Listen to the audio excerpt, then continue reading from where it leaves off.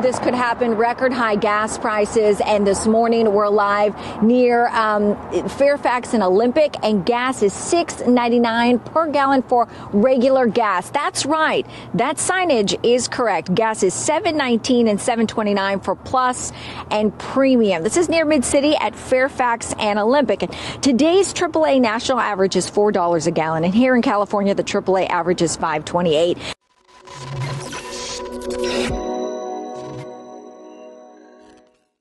I hope you didn't have to drive anywhere this weekend.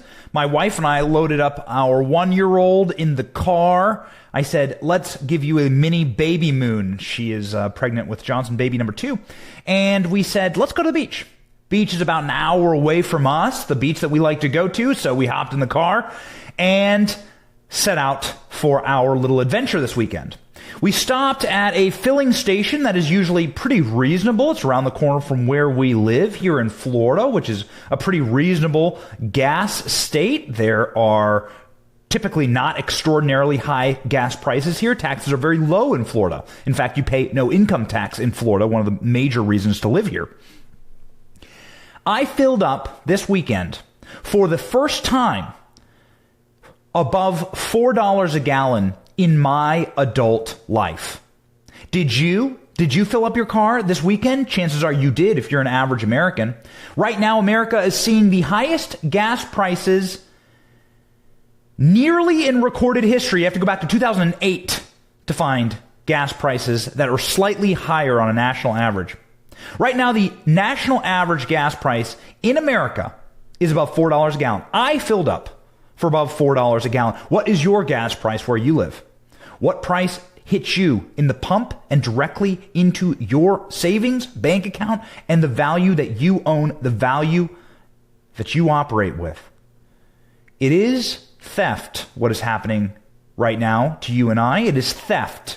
The theft of inflation, the theft of higher costs of goods. If your gas price goes up double, did your income double this last year? Chances are no. It's almost as if we are led by a group of incompetent elites who are actually attempting to destroy our civilization, attempting to destroy everything that we know and love by collapsing the US dollar, by collapsing our energy. We could, in a heartbeat, defeat Russia and destroy their capacity to wage war by simply unleashing American energy reserves. We could cut the price of oil in half. We could cut it down by 2/3 if you allowed American oil to flow, but they won't do that. They have a reset in mind. They have a redesign of our entire economy. And the cost of that new utopia is your saving account, my saving account, bleeding us dry, making everything that we know and operate with cost more. This microphone, my computer, my cell phone, all of it is a petroleum-based product. The clothes that you wear, the items in your household, it's not just the fuel in your car. When petroleum goes up, the cost of everything goes up. The cost of living goes up.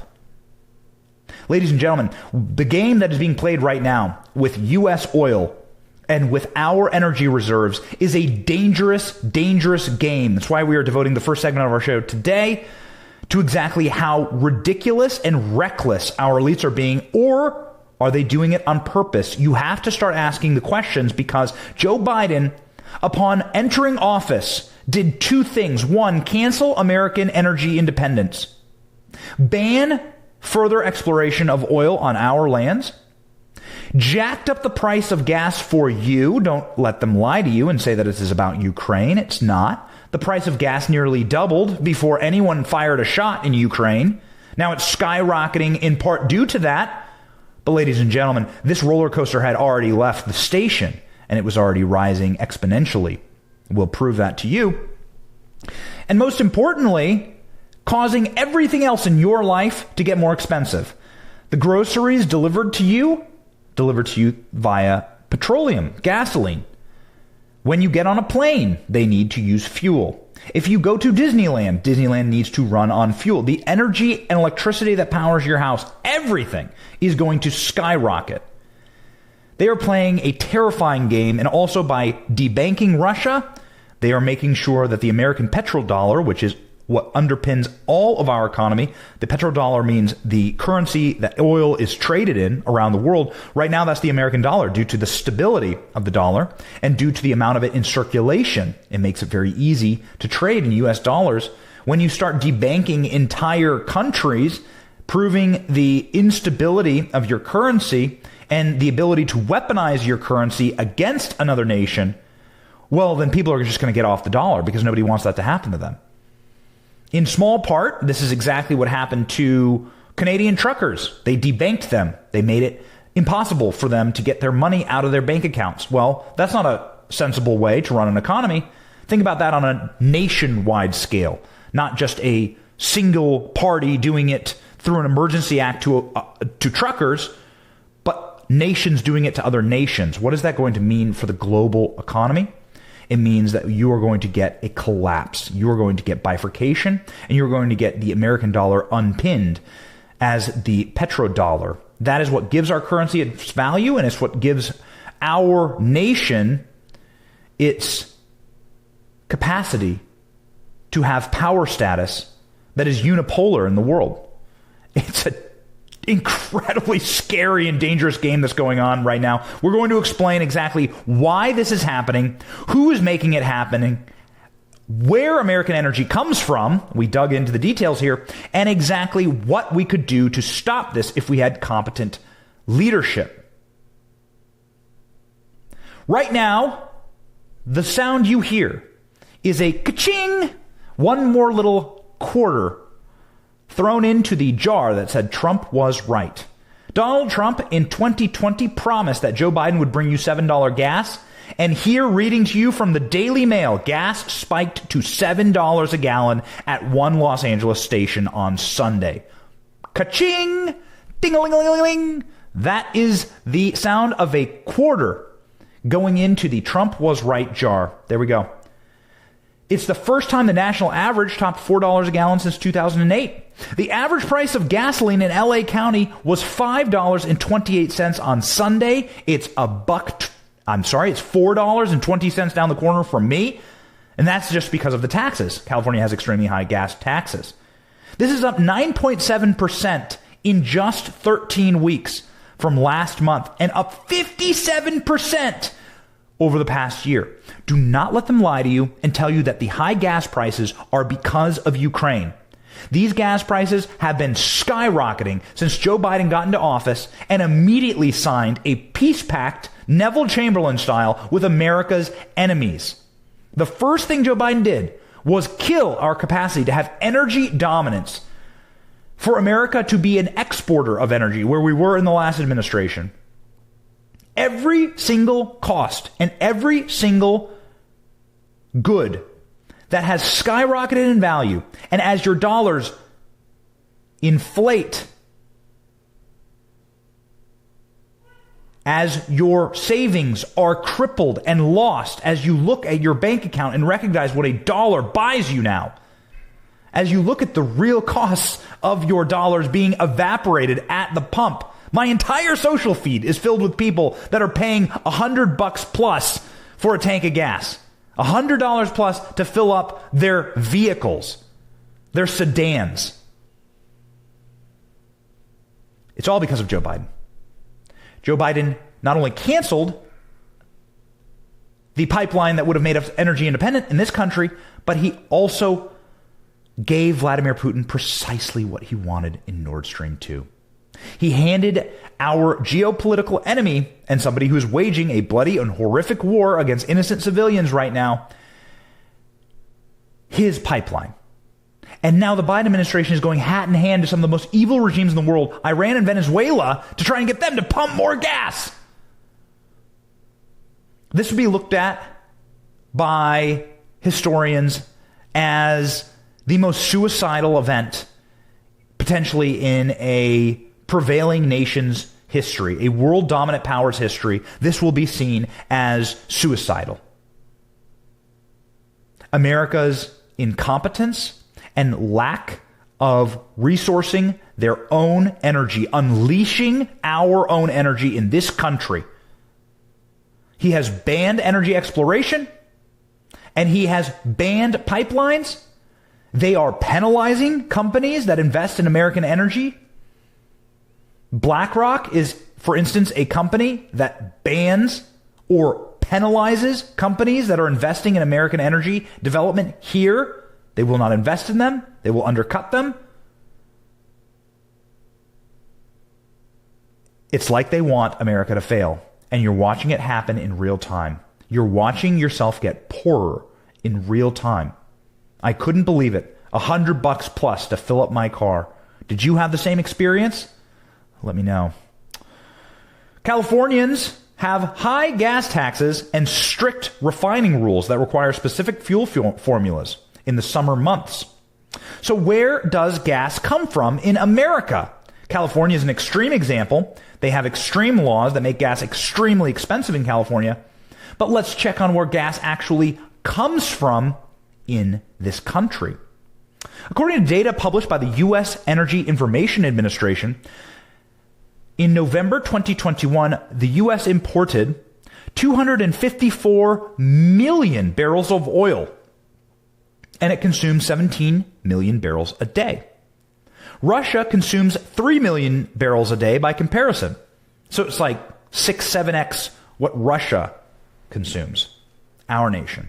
There's nothing wrong with that. We have an economy that's 20, 30x what Russia's economy is. People have to get from point A to point B. Every single state in this country is having the GDP of a country around the world. So Florida's GDP is the size of Russia's. Russia's GDP is like $1.2 trillion, and Florida's GDP is on level with that. Every single state in America has a GDP that is approximate to like an entire country around the world. Americans need to get places because we have a raging economy that needs to move. The vast majority of oil that is imported is from Canada. 50% of our imports come from Canada. From Russia, it was 17 million barrels. That means around 7%. The data shows that U.S. increases oil imports from Russia by an average of 154,000 barrels a day in the first 11 months of 2021.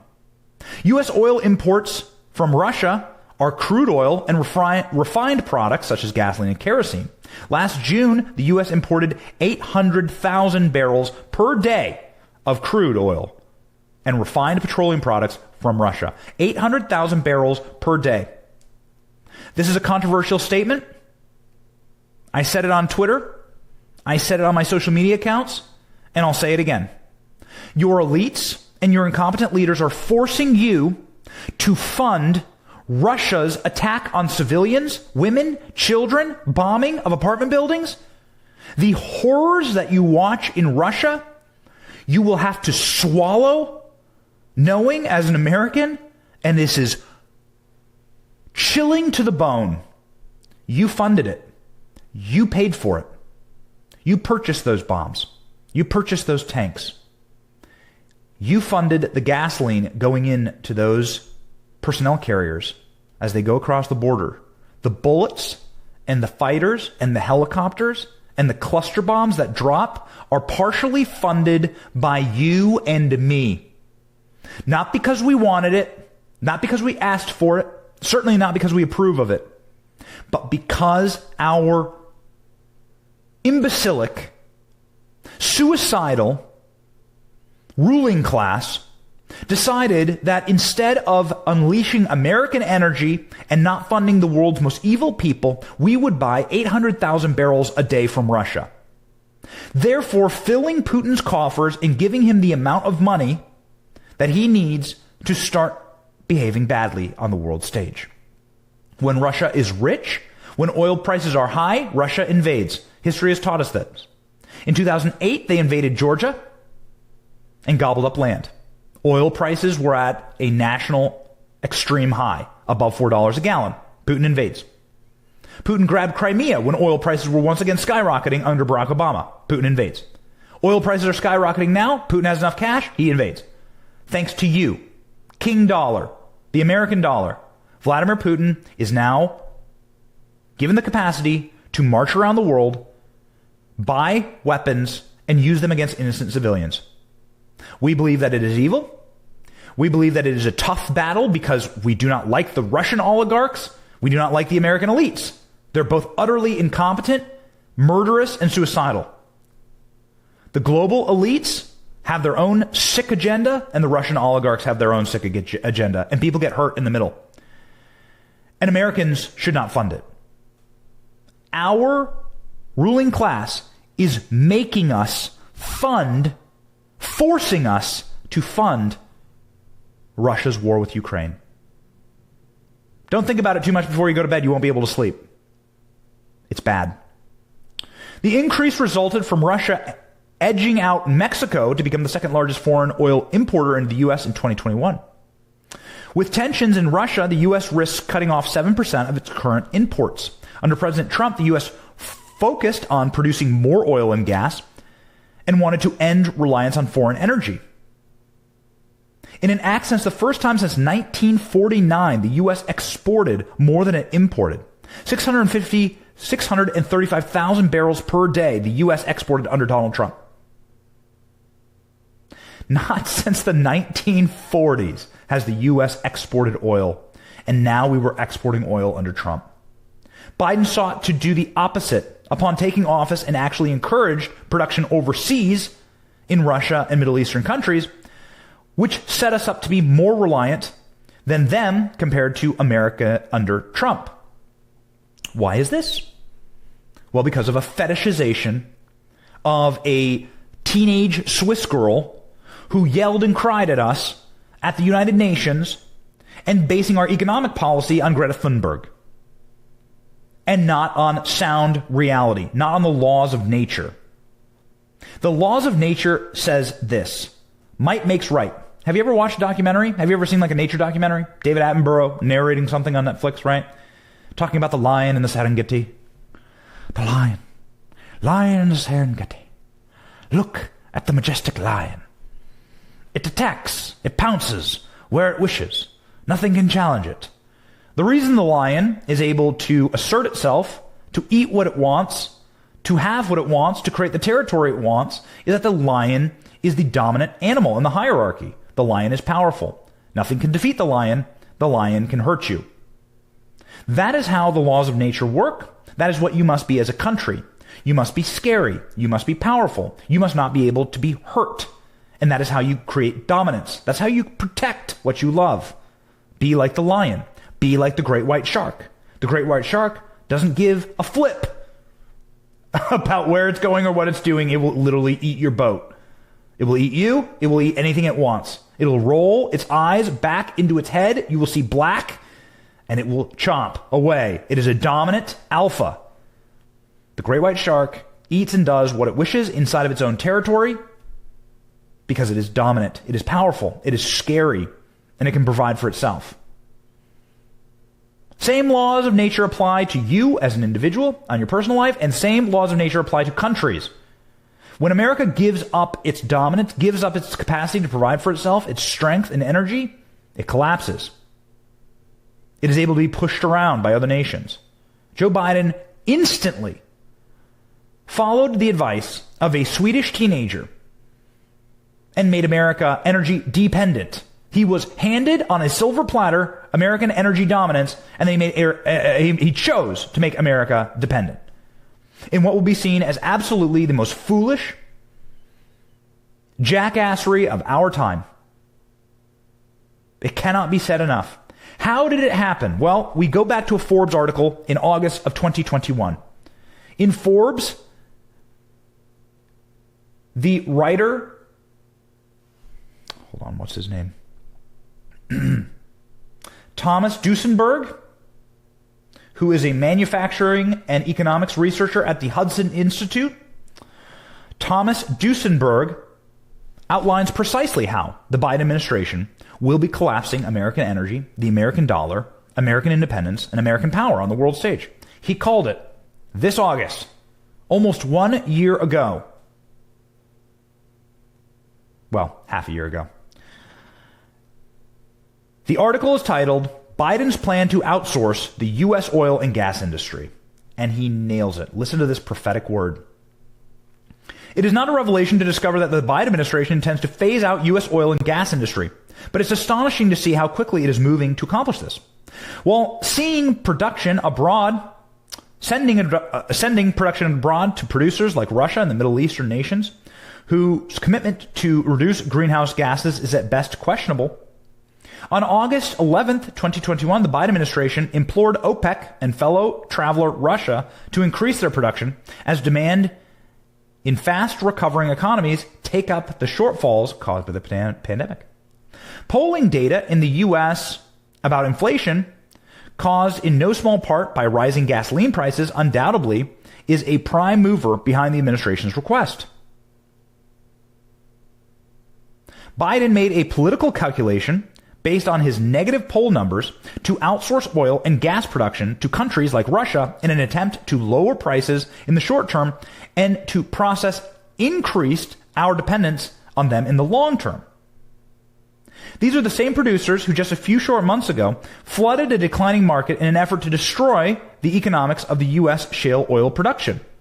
So these people have obviously acted against the interest of America, and Joe Biden is handing them the hammer to beat us to death with. The Biden team also given a boost to Russian gas production by backing off on attempts to derail Nord Stream pipelines into Germany, which increases European dependence on the heavily polluting Russian extraction industry. U.S. liquefied natural gas producers had hoped and reasonable expectation of building capacity to supply European markets absent a deal with Russia. But Biden handed Russians the deal anyway. No negotiation, no preconditions, not sign on the dotted line that you will not bomb civilians and murder children. Nope. Biden just gave them what they wanted. It was Munich, 1938 all over again. Neville Chamberlain handing the Sudetenland to Hitler. The Biden team got off to a fast start on its assault on U.S. Northern American oil production by blocking the Keystone XL pipeline project, which would have contributed to jobs in the construction and refining and transportation of sectors in the United States. It would have also provided enough oil for us to not have to bring in a single barrel in from Russia. The Keystone XL pipeline would have 1-to-1 replicated all the oil we are importing right now from Russia, making sure that when you fill up your tank, you are not paying for cluster bombs that land on orphanages in Ukraine. But you do, thanks to Joe Biden. The administration also has put any new Alaskan production on permanent hold and frozen any new exploration and development in the lower 48 states and offshore. So they've put a bullet in the back of the head of U.S. oil production. They have froze all oil production and new production in America. Oil wells dry up. You need to search for more oil. You need to develop that oil. It is very difficult to get to. Oil is in a tough place to find in the world. It is underneath shale. It is under the ocean. It is in strange and odd pockets all around the globe. You need highly sophisticated equipment to get to it. And it takes a very long time to develop a safe, consistent oil well. So the Biden administration killing all development of new oil wells is, again, independence suicidal, energy suicidal, nation state suicidal. It's like they had it all planned out. It's like they wanted to collapse this country. The sum total of these actions is to discourage any new expansion of the U.S. oil production in any attempt to regain the levels of production achieved in 2019 when the United States became a major exporter of crude oil and refined products and natural gas. Facing this juggernaut of regulatory actions and threats of antitrust sanctions, among other pressures to put on financial institutions to exit the fossil fuel credits market, it is no wonder that crude oil production are at levels frozen and remain 15% below those before the pandemic. U.S.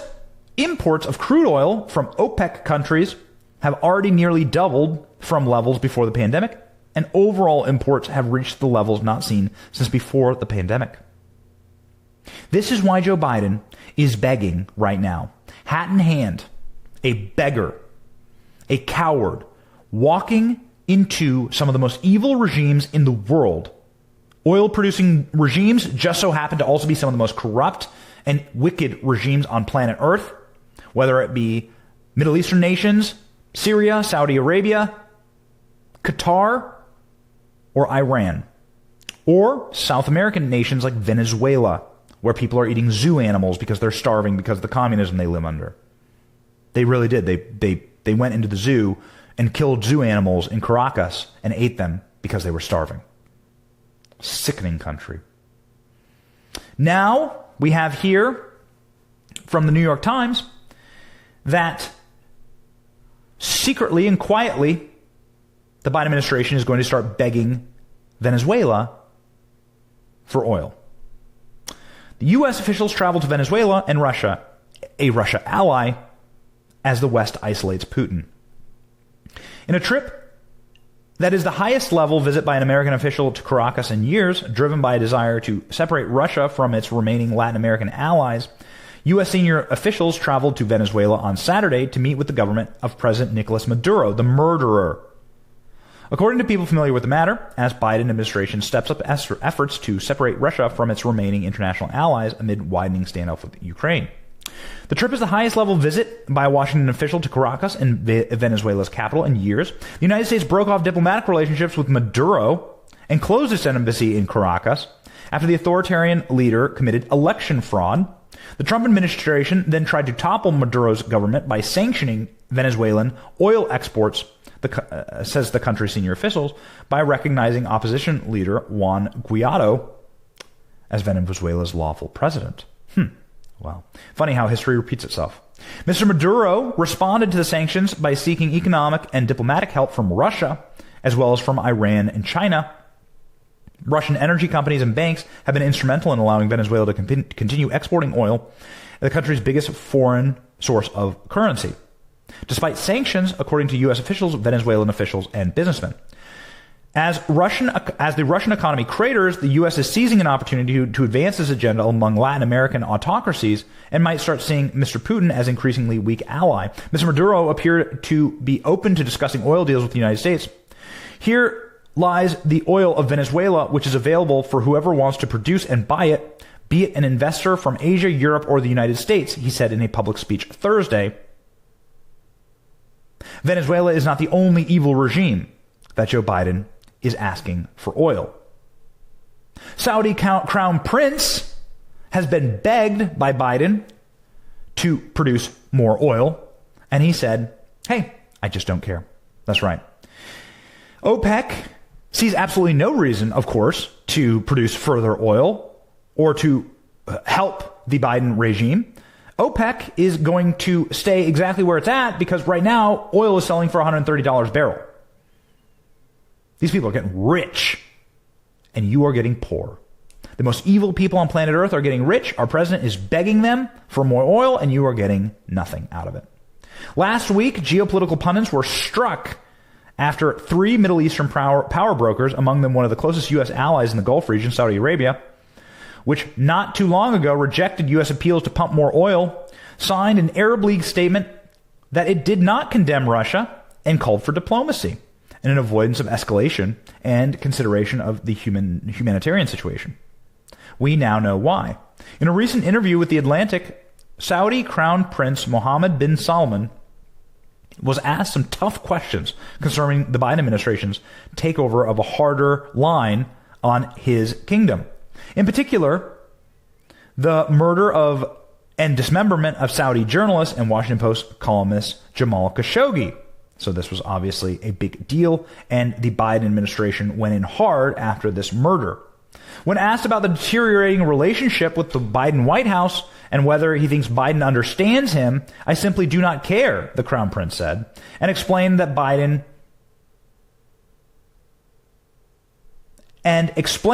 it is up to Biden to think about the interests of America. We don't have the right to lecture you in America, he said. The same goes the other way. So now the Saudis are turning their backs on Americans. Now Joe Biden is begging hat in hand to Venezuela and Iran for oil. And Joe Biden has absolutely caused you and your bank account to fund the war against innocent Ukrainians. That's the state of decline. That after Donald Trump promised that Joe Biden would bring you $7 gasoline, and lo and behold, you look at the prices inside of Los Angeles, and there you have it, $7 gasoline. Ka-ching! One more nickel inside the Trump was right jar.